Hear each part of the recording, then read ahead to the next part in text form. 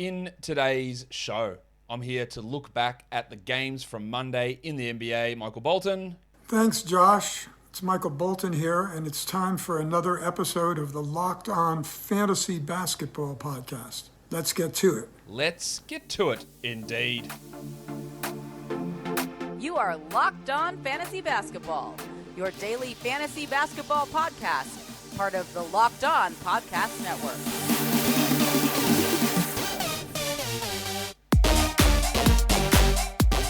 Hello and welcome to the Locked On Fantasy Basketball Podcast brought to you by Basketball Monster. My name is Josh Lloyd and I am the lead fantasy analyst at basketballmonster.com and at Yahoo Sports Australia. And you can find me on Twitter as always at redrock_bball and on Instagram at Locked On Fantasy Basketball. Thank you for making Locked On Fantasy Basketball your first listen every day. We are free and available on all platforms. Here we are. Only 4 games on, but we are going to do a watfo today. We're going to go into some news.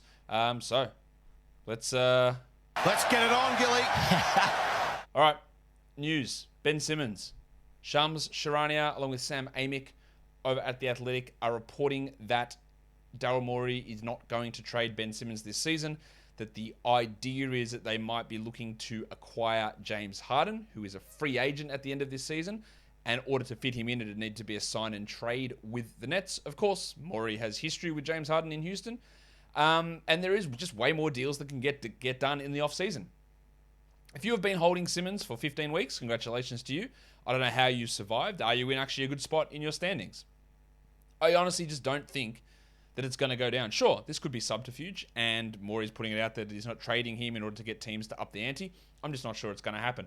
So I would, look, if you are sitting pretty and you can afford and hold Simmons for the next week and a half or 2 weeks or whatever it is until the trade deadline, do it. I honestly just don't think that this is going to happen, and he's not going to get dealt, and we're going to be sitting here with the 0 on our hands. And he's not playing for Philadelphia, let's get that clear. Lauri Markkanen. We don't know exactly how long he's going to be out. I would be looking at ruling him out for the rest of this week with that ankle problem. That boosts the value of someone like Dean Wade for deeper leagues. But we don't have a full update on Lauri, unfortunately. But the good news is Anthony Davis is returning. He's probable for tomorrow. In other news for the Lakers, LeBron James is not on the injury report. So the LeBron James IL plus thievery, fraud, whatever it was that was going on, obviously not fraud because it's been in the rules, but that bullshit of being listed. He is not listed anymore on the injury report, but Davis is returning. Bit of a worry about Klay Thompson, I think. Yesterday he was out with soreness in the knee, then did not practice today and is officially questionable for tomorrow. This, again, we know he missed 900 days with knee issues, with Achilles issues. He was going to be limited in minutes. He was going to sit games. He was going to have efficiency issues. All of that has come to pass, and now he's got knee soreness. Yeah, it's really, really tough to have Klay Thompson and be a winning 12-team roster, I think, personally. Jeremy Grant was with the G League. He's been recalled from the G League, so he's obviously out of health and safety protocols. I think a return this week, probably later this week, is coming. Don't rule out a return tomorrow for Jez. I don't think it's going to happen. But don't rule it out. There is a chance that Jeremy Grant is going to be back this week. So, of course, you put the pin in Hamidou Diallo weeks ago, surely, hopefully. Did you drop him? Hopefully you did. But he's cooked. That'll cook Trey Lyles as well. And it'll be interesting to see what happens with Isaiah Stewart. I think it'll cook him even further, especially when Kelly Olynyk returns. Because they will play a little bit of Grant at center, but Grant-Olynyk combinations will, I think, play a fairly decent role for this Pistons team. Of course, it does also decrease Sadiq Bey's value, who we saw Bey, big numbers when everyone was out, players coming back, value drops, Grant coming back is going to impact him again. And it probably does have an impact on Cade, unfortunately, that he will lose some shots to Jeremy Grant, proving that he is a number one guy. And yeah, with the biggest asterisk of all time, they're saying on a terrible team. Yes, he can be a number one guy on a terrible team. And to be fair, he shouldn't even be the number one guy on this terrible team. But he thinks he is, and more power to him. Let's do a watfo. This one comes from Renan Guedes. I hope I pronounced that correctly. Apologies if I haven't. He says, what are the odds that De'Aaron Fox finishes in the top 50 this year? 10%. He would need an absolute barnstorming finish to be a top 50 player this season, Foxy. He has been one of the most disappointing disappointments. That's horrible English. He's been shitful. We know that. He's been really bad. But yeah, in saying that, I put 10% up, and now I'm looking at it, and I'm going, I'm not sure. I'm not sure that 10% is right. Because he is the 59th ranked player this season, De'Aaron Fox. Although, now I'm just going to check my numbers. No, that's wrong. Completely wrong, Josh. You're lying to yourself. I knew I was off on that. I knew that wasn't. I wasn't that dumb.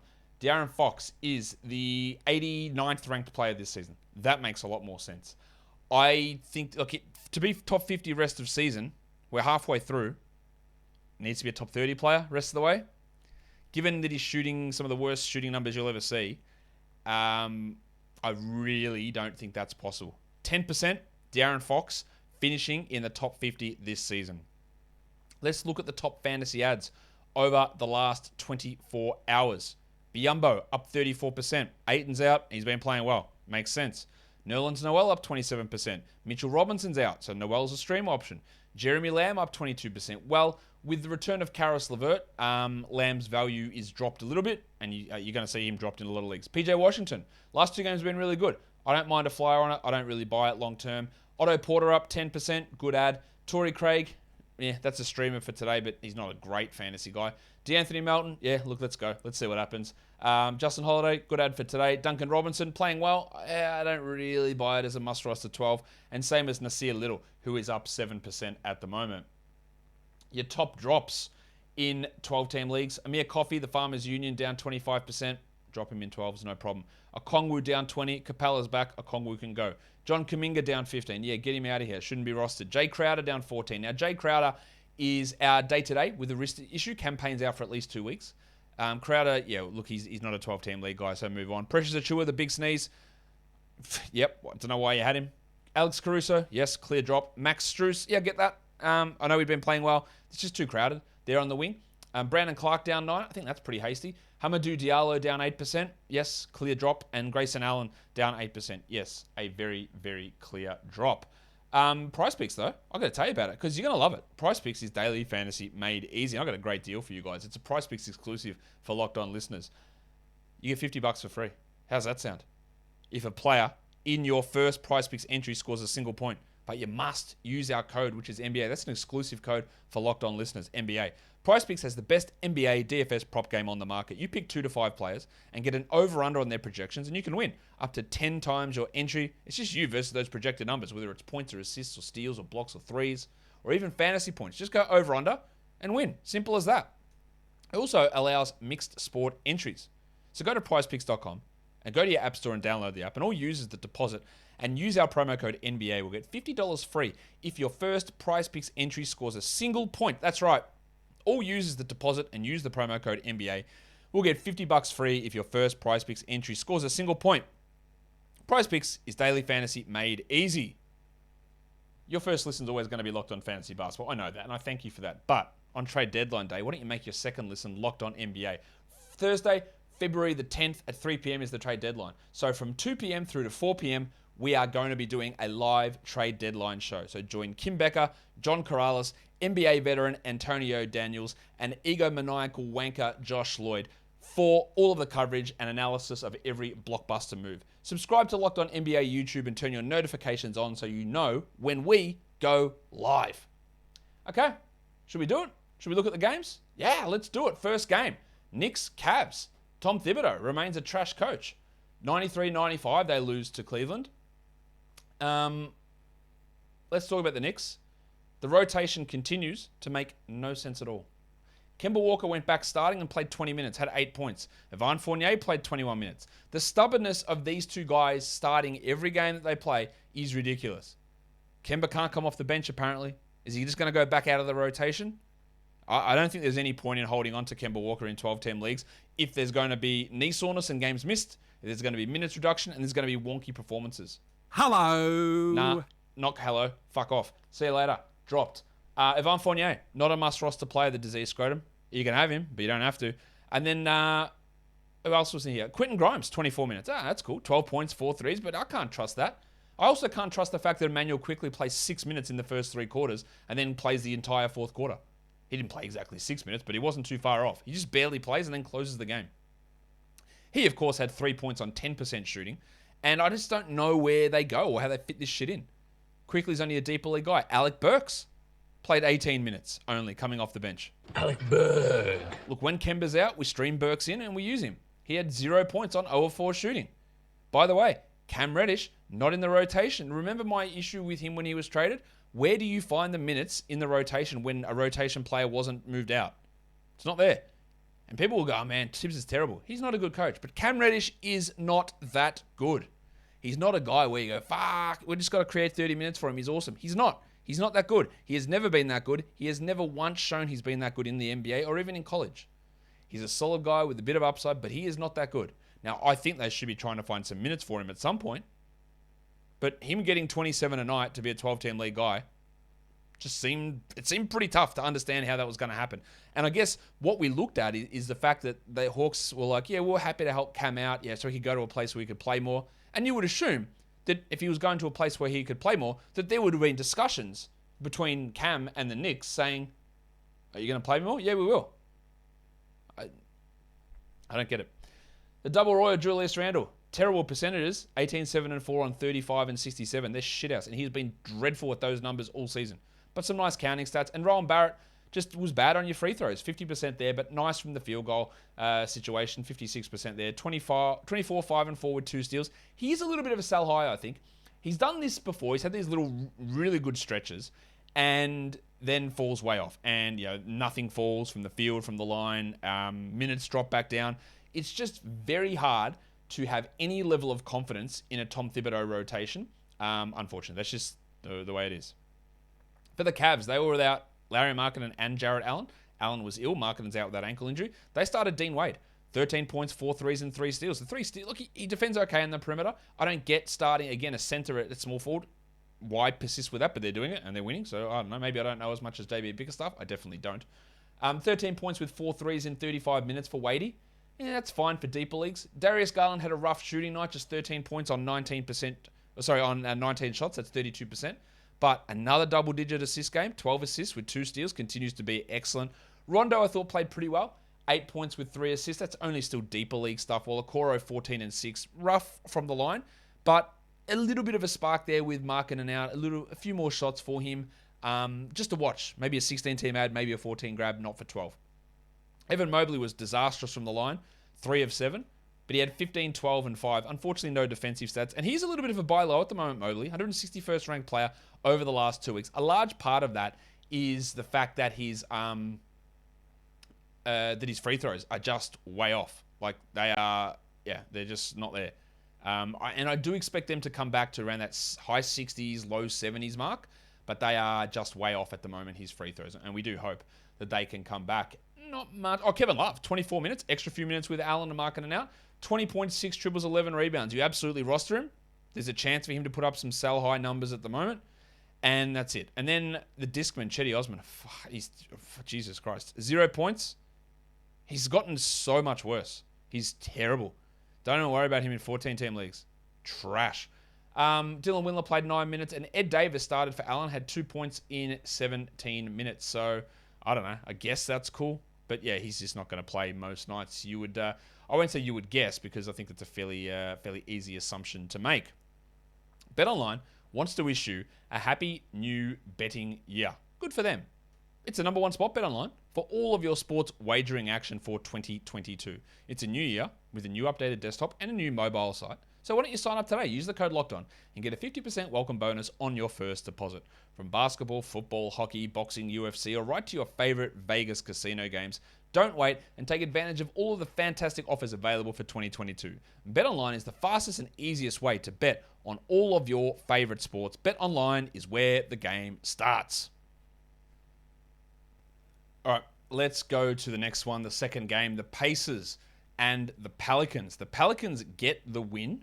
117-113 for Indiana. Karis LeVert was back. He started, 32 minutes, 19, 6, and 8 is good. Unfortunately, he missed both of his free throws and shot 38%. And that is the Karis LeVert experience, really.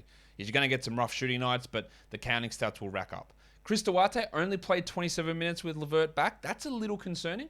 He still had 14, 4, and 3, a steal and a block, and is a hold, but it's a bit concerning. Duane Washington went bananas, and I think part of the reason Duarte's minutes were down is because Washington went crazy. 21 points with 7 triples, most of his damage done in the second half.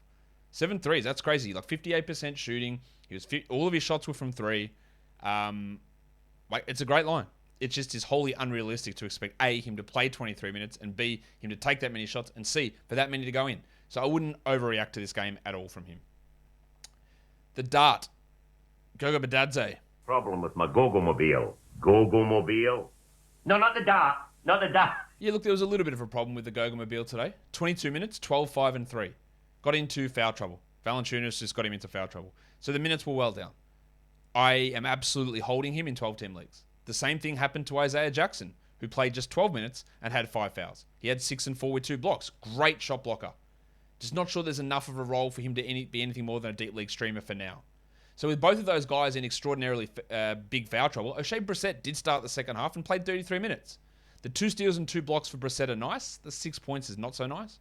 And the 9 boards. But it did take both Jackson and Badadze being in foul trouble for Brissett to push up. So I wouldn't look at this as a 12-team ad situation for Brissett. I know plenty of you are like chomping at the bit to go and grab him. I don't think this is it.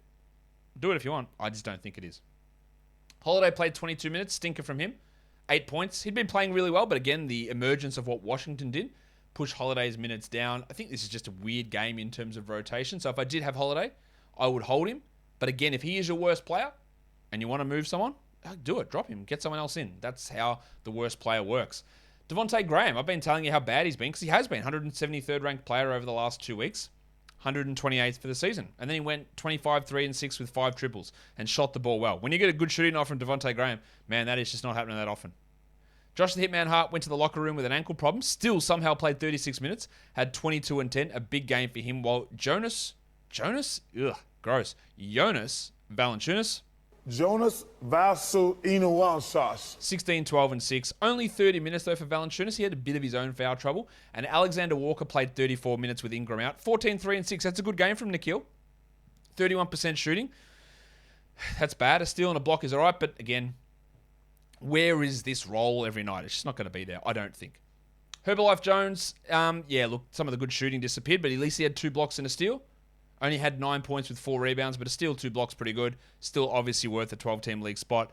And Jose Alvarado only played the 12 minutes with Devontae Graham really stepping it up. Garrett Temple, who they continue to roll out for God knows what reason, he had 14 points in 29 minutes. He should not play at all, yet plays starting roles, and I don't really understand why. But there you go, good bloke, I guess. And that gets you NBA rotation minutes.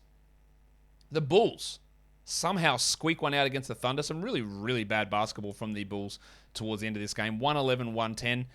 Yes, Big Vucevic. It's Big Vucevic. He had a revenge game yesterday against the Magic and shit the bed. So I guess we've got to buy into the fact that post-revenge games are a real thing now. 26, 15, and 4, 4 threes, 1 steal, 3 blocks. I'm going to look at everyone with their post-revenge games now and really load up. Big game from Vooch. We got Levine back, and he looked great. 23, 7, and 7, apart from the 32% shooting. 2 steals and a block, but good numbers. Apparently, he wasn't going to play his usual load, but ended up with 35 minutes, so that's cool. The Bulls also dicked us around. Hey, Kobe White starting. Guess not. They changed that so late that even the official box score had White starting. And the game was 3 minutes in, and White was still listed on the official box score as being a starter. And minutes were racking up for him, even though he wasn't in there. They flipped him out and put Javonte Green in there. And Green did what he does. Plays 24 minutes with high energy and not much fantasy stats. He took 3 shots. He had 2 steals and a block. That's nice. He's only a very deep league guy. White still played 31 minutes, 9, 7, and 7. 21% shooting's horrific. But we still don't really know how it's all going to play out because DeRozan was out in this game. There's no Ball, no Caruso, but that's a long-term thing. How does it work when there's DeRozan and Levine, and then there's Dosunmu, and there's White? Who goes to the bench? Because I imagine Green will keep starting. It probably will be White staying on that bench there with Dosunmu, DeRozan, and Levine. Now, as for Ayo, he was unbelievable in this game. 24, 5, and 8. This is from a game yesterday where he had 0 assists. Thanks, Ayo. When I had you in my best bets go over 5.5 assists, he had 0. But 24, 5, and 8, he shot 71% with a block and 4 threes. That is a sensational line.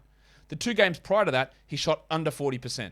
His shooting is so all over the shop. He is not, or has not been, a very good shooter in his career in college. He was an average to below average shooter. And he has some stinking nights. And he has these games where he can't miss. Has he improved? Sure, yeah.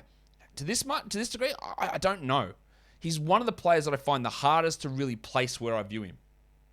Because 24, 5, and 8 is great. And then yesterday's game was terrible, despite the big minutes. Now, we saw a reduction in minutes with Levine back, and he is still a 12-team hold. I'm not sure where it's going to go for Dosunmu when these players, when DeRozan's back. Like, how does he touch the ball? Does he go into DeRozan mode and into Javonte Green mode when DeRozan's back and take 4 shots and have 6, 3, and 3 or something? That's possible. I don't really know where it goes. They started Troy Brown. He'll definitely move to the bench. 10 points, 2 threes with a steal and a block. And then Alfonso McKinney still thieving 11 minutes, and Matt Thomas played 7. He'll be back out of the rotation, you would imagine, Tomo, when DeRozan's back. But again, we don't get a full idea of things with DeRozan out here. Hopefully we get him back for the next game to see where it goes. For the Thunder, he was on the sell high list today. Shai Gilgeous-Alexander played 39 minutes, 31, 3 and 10, 3 steals and a block. This further just says sell high.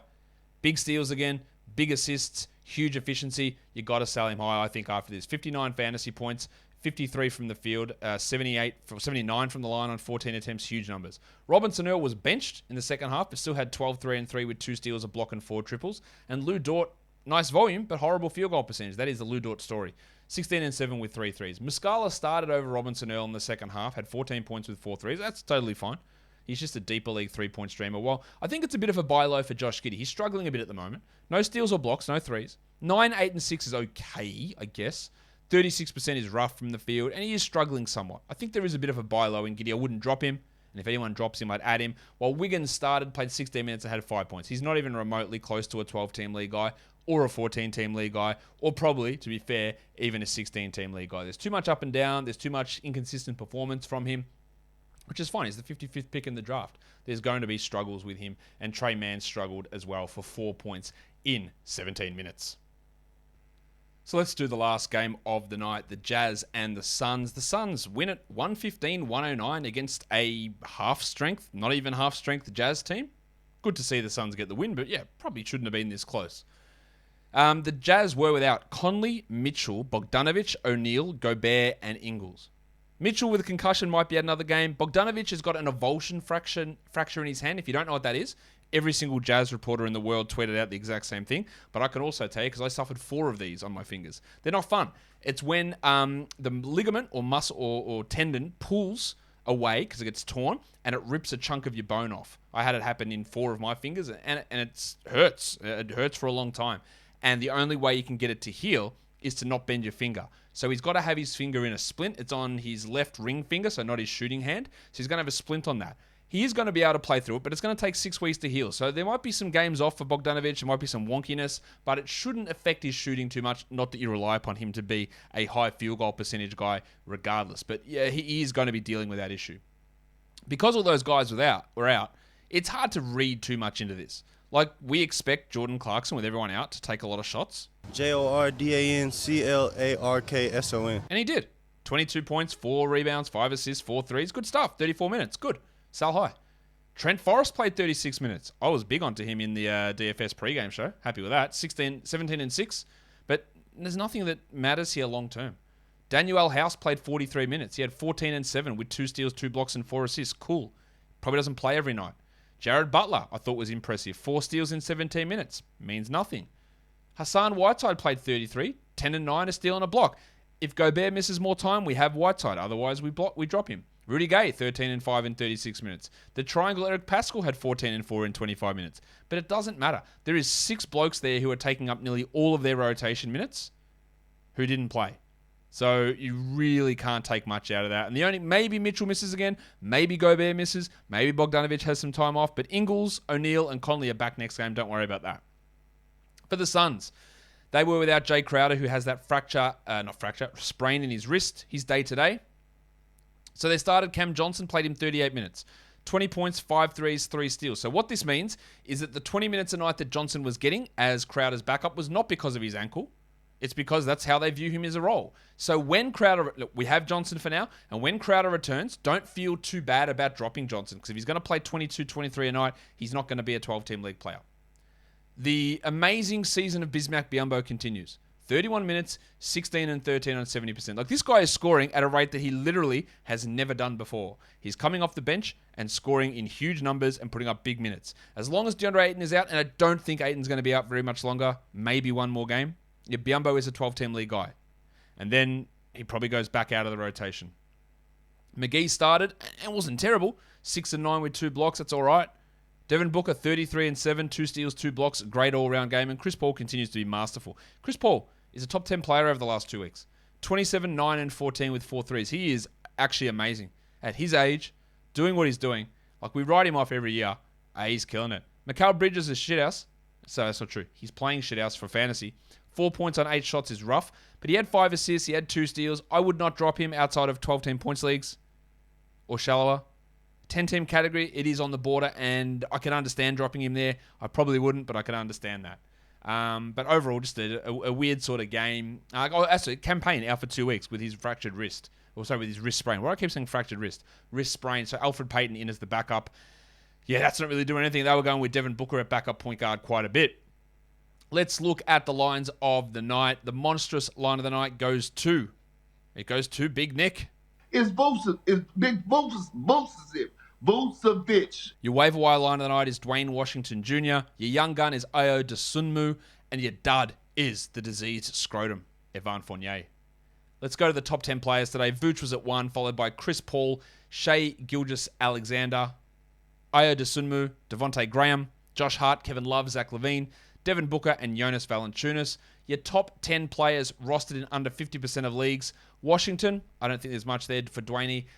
Jeremiah Robinson-Earl, don't really want to read into that. Trent Forrest and Jared Butler, great, but no. Nikhil Alexander-Walker, not reading into it. Unless Ingram misses some time, then maybe we stream him in.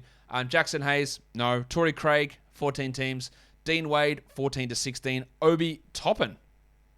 I'm surprised. My dog's sitting on my lap. He didn't respond to me saying his name. Let me try again. Obi Toppin. I don't want to hear any more about Obi-Wan. Does not give a shit. And then O'Shea Brissett at number 10, who put up some nice defensive numbers, but I don't expect 30 minutes a night for him. On to the top 10 in points leagues. Gilgeous-Alexander, Vucevic, Booker, Paul, Levine, Dosunmu, Barrett, Graham, Valanciunas, and Daniel House Jr. That will do it for me today. Only a short one because there's only 4 games on. So yeah, that's it. We're done. Follow this podcast on Apple Podcasts, Google Podcasts, Stitcher, Spotify, and on the Odyssey app. If you are here on YouTube, give me a thumbs up and leave your comments down below. Guys, we are done here. Thank you so much for listening, everyone. See ya.